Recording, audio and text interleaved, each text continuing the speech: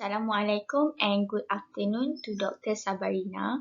So my name is Nur Shazrina binti Sapii. I am from AS229 Group 1B. So today I'm going to talk about global warming. Okay, for the introduction, what is global warming? Global warming is a long-term warming of Earth climate system as a result of humans' activity such as fossil fuel burning, which increases heat trapping greenhouse gas levels in Earth's atmosphere.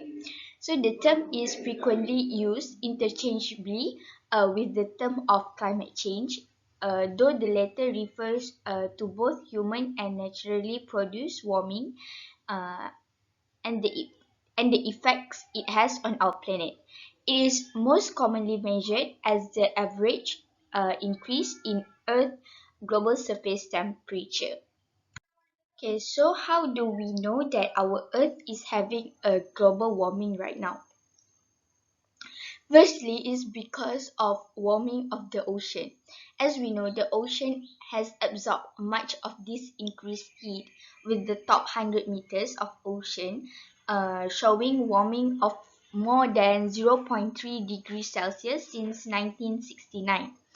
As we know, Earth stores 90% of the extra energy in the ocean. Okay, next is because of global temperature rise.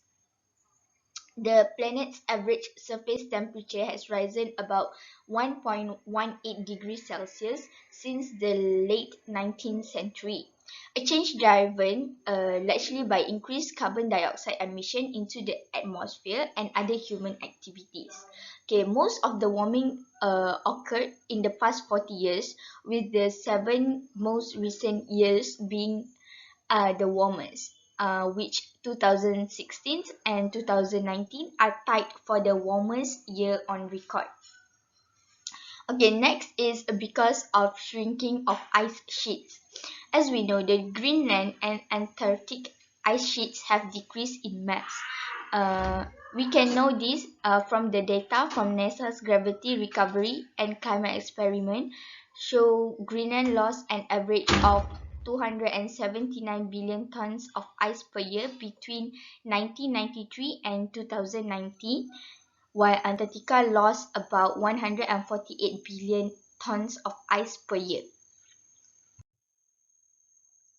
Okay, next is because of the uh, ocean acidification. Okay, since the beginning of the Industrial Revolution, the acidity of surface ocean waters has increased by about 30%. This increase is the result of humans emitting more carbon dioxide into the atmosphere and hence more being absorbed into the ocean.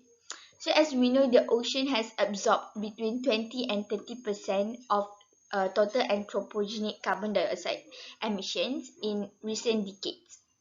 Okay, next is because of declining Arctic sea ice. Both the extent and thickness of Arctic sea ice has declined rapidly over the last several decades. And last but not least is because of sea level rise. So the global sea level rose about 8 inches in the last century. The rate in the last 2 decades, however, is nearly double than the last century and accelerating slightly every year. Okay, so this is the vital science that shows the global warming of our Earth. Firstly, is because of carbon dioxide. Carbon dioxide is an important heat trapping gas which is released through human activities such as deforestation and burning fossil fuels, as well as natural processes such as respiration and volcanic eruptions. So the latest measurement of carbon dioxide is 417 ppm. Okay, next is the global temperature. The Earth's surface continues to significantly warm with recent global temperatures being the hottest in the past 2000 plus years. So the latest annual average anomaly is 2021 with 0.85 degrees Celsius. Okay, lastly is the ocean heat content. So as we know, 99% of global warming is occurring in the ocean, with the last decade and the year 2021 of being the hottest, with the latest measurement from December 2029 with 337 plus minus 2 zeta joules. Okay, so this is the graph that shows the change in global surface temperature. As we can see here, from 1951 to 1980, the temperature shows that it is in average range of temperature, while 2016 and 2019 shows the highest temperature recorded. Both years are tight. Okay, next is the causes of climate change. Okay, firstly, as we know, carbon dioxide is the in important in global warming. So carbon dioxide is a minor but very important component, a minor but very important component of the atmosphere. So carbon dioxide is released through natural processes such as respiration and volcano eruptions, and through human activities such as deforestation, land use changes, and burning fossil fuels. So humans have increased atmospheric carbon dioxide concentration by 48% since the Industrial Revolution began. So next is methane. Methane is a hydrocarbon gas produced both through natural sources and human activities, including the decomposition of waste in landfills, agriculture, and especially rice cultivation, as well as ruminant digestion and manure management associated with domestic livestock. Okay, third is water vapor. So water vapor is the most abundant greenhouse gas, but importantly, it acts as a feedback to the climate. Water vapor increases as the Earth atmosphere warms, but so does the possibility of clouds and precipitation, making this some of the most important feedback mechanism to the greenhouse effect. Okay, fourth is the nitrous oxide. Nitrous oxide is a powerful greenhouse gas produced by soil cultivation practices, especially the use of commercial and organic fertilizers, fossil fuels combustion, nitric acid production, and biomass burning. So lastly is CFC. What is CFC? CFC is chlorofluorocarbons. It is a synthetic compound entirely of industrial origin used in a number of applications, but now largely regulated in production and released to the atmosphere by international agreement for their ability to contribute to destruction of the ozone layer.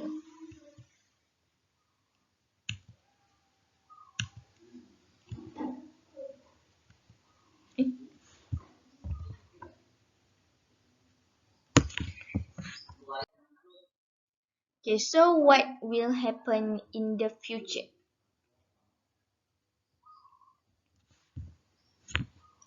Okay, firstly, the hurricanes will become stronger and more intense. The intensity, frequency, and duration of North Atlantic hurricanes, as well as the frequency of the strongest hurricanes, have all increased since the early 1980s. So the relative contributions of human and natural causes to these increases are still uncertain, but hurricane-associated storm intensity and rainfall rates are projected to increase as the climate continues to warm. Okay, next is more droughts and heat waves. Droughts in the southwest and heat waves and heat waves and heat waves everywhere are projected to become more intense and cold waves less intense everywhere. So thirdly is the temperature will continue to rise. Okay, because of human-induced warming and superimposed on a naturally varying climate, the temperature rise has not been and will not be uniform or smooth across the country or over time. Okay, next is lastly is sea level will rise 1 to 8 feet by 2100 2100 okay, by 21,000 years by 2100. Okay, because of global sea level has risen about 8 inches since reliable record keeping began in 1880. It is projected to rise for another 1 to 8 feet by 2100. This is the result of added water from melting land ice and the expansion of seawater as it warms. So what can be done? Addressing climate change will require many solutions. So there is no such thing as we do this and it will okay by doing one shot. But yet nearly all of these solutions exist today, and many of them shifting to the way we make and consume energy. So, for example, we can improve the energy efficiency and vehicle fuel economy.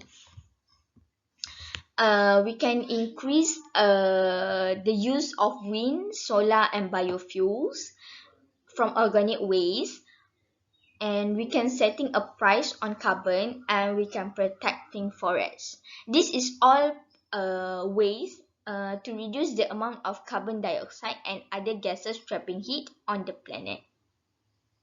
Okay, other than that, um, scientists are also working on ways to sustainably produce hydrogen, which is currently derived from natural gas to feed zero emission fuel cells for transportation and electricity. So what we can do is right now we can aim to build better batteries to store renewable energy and engineering a smarter electric grid and capturing carbon dioxide from power plants and other sources with the goal of storing it underground or turning it into valuable products such as gasoline.